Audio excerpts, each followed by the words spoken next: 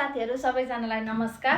आज लामो समयपछि मैले फेरि पनि यसरी खानेकुरा टक्क अगाडि राखेर हजुरहरुको लागि भनेर भिडियो बनाउँदै छु।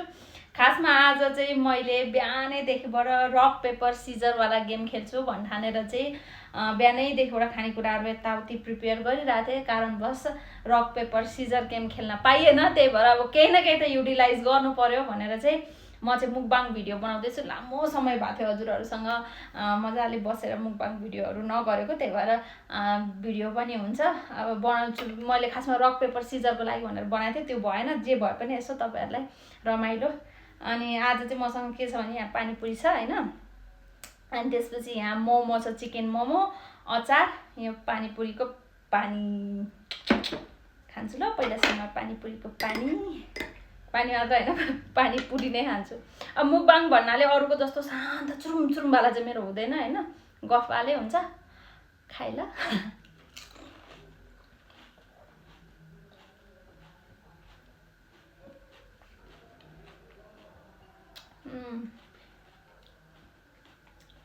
Good one. अर्को खान्छु ल।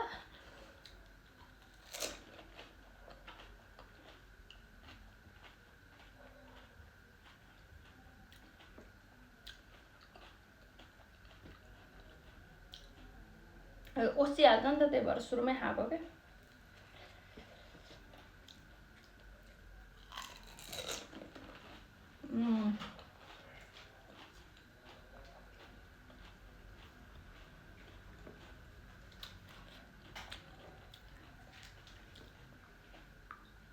दामी भएको छ।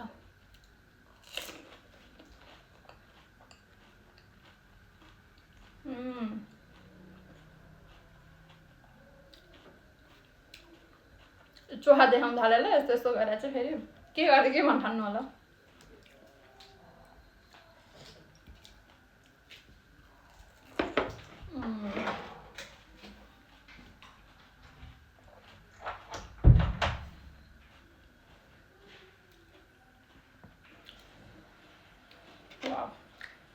अब मोमोको लागि हुन त मैले काँटा चम्चा दुइटै ल्याएको छु, तर हातले खान्छु ल। हातले खाए जस्तो मजा आउँदैन क्या चम्चाले खाएको। तपाईहरुले मसँग चम्चा र काँटा पनि छ है भनेर देखाउनलाई देखाएको के हुन्छ फेरि। खाइ ल।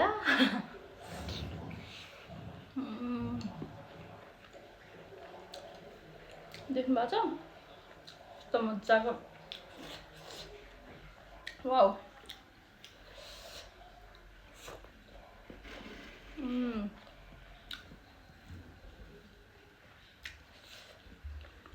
मजा आयो गाइस।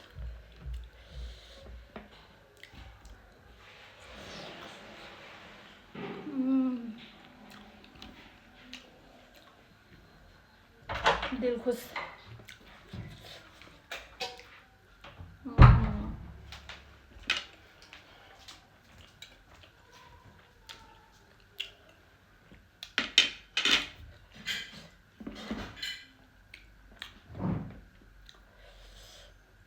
मैले चाहिँ एउटा कुरा भन्नु मन लाग्यो। पहिला युट्युबमा धेरै हाल्थेँ नि त भिडियो, अनि अहिले चाहिँ मलाई युट्युबमा खासै पोस्ट गर्नै मन लाग्दैन, अनि फेसबुक टिकटकमै रमाइलो लाग्छ के।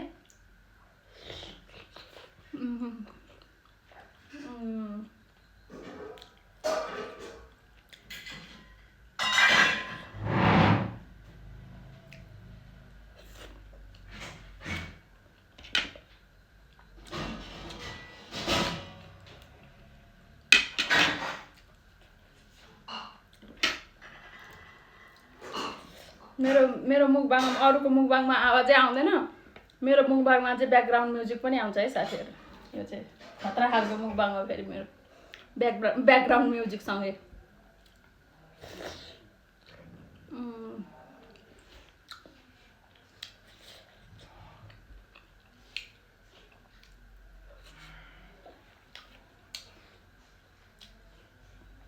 कति साह्रो अगायो पहिला जति नै खान सक्थेँ हैन, अहिले यति खाने बित्तिकै अगायो। चिकन मोमो भएर नि होला, भेज भयो भने चाहिँ अलि धेरै खान सकिन्छ हैन।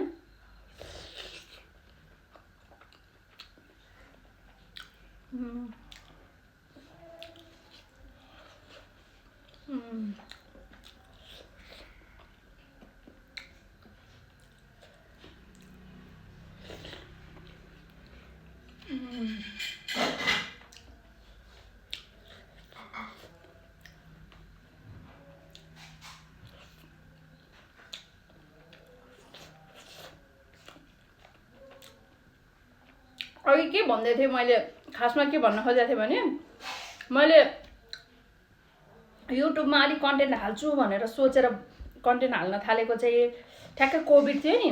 कोभिड भएको बेलामा चाहिँ म अब केही कन्टेन्टहरू बनाएर हाल्छु भनेर, अनि त्यसपछि सुरु गरेको फर्स्ट भिडियो चाहिँ मेरो मोमो खाएकै भिडियो थियो कि। त्यतिखेर अब लकडाउनमा खानेकुराहरू यताउति केही पाउँदैन थियो नि त, अनि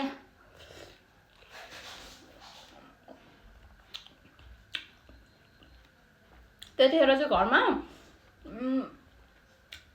गहुँको पिठोको बनाएको थिएँ कि मैले मोमो। अनि फर्स्ट भिडियो गहुँको पिठोको मोमो बनाएर खाएको थिएँ क्या। त्यति युट्युबको अहिले पनि गएर तपाईँले हेर्नुभयो भने मैले कन्टेन्ट हाल्न थालेदेखिबाट फर्स्ट भिडियो चाहिँ यही छ कि, मोमोवाला भिडियो।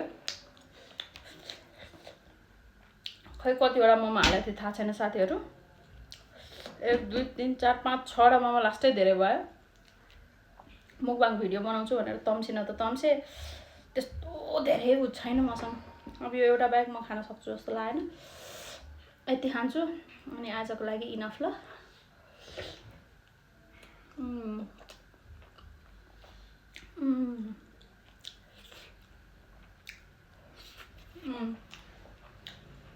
योभन्दा धेरै म खान सक्दिनँ।